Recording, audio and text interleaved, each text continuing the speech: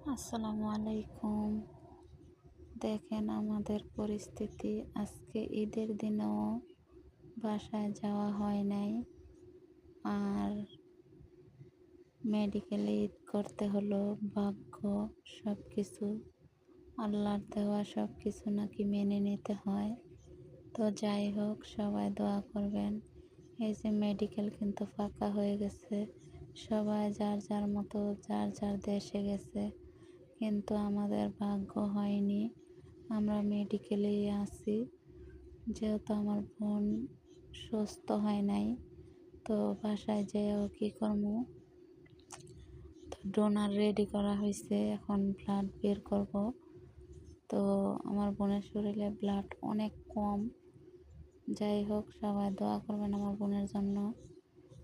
তো ইনশাল্লাহ আপনাদের দোয়ায় আল্লাহ ভালো করার মালিক। আর আমি ভিডিও দিই না, কারণ মন ভালো লাগে না, মোবাইলে কাজ করতেও মনে চায় না। রাত 11টা বাজে, আমি ওষুধের জন্য তো বাইরে। যাই হোক, এখন একটা চা আনছি আমার বোনের জন্য, এটা আর কি। তো পরিস্থিতি যেমনই হোক, আলহামদুলিল্লাহ, আল্লাহর দেওয়া সব কিছুই মেনে নিতে হয়। আলহামদুলিল্লাহ, আল্লাহর কাছে সবাই দোয়া করবেন আমাদের জন্য, যে তাড়াতাড়ি সুস্থ হয়ে বাড়ি ফিরতে পারে।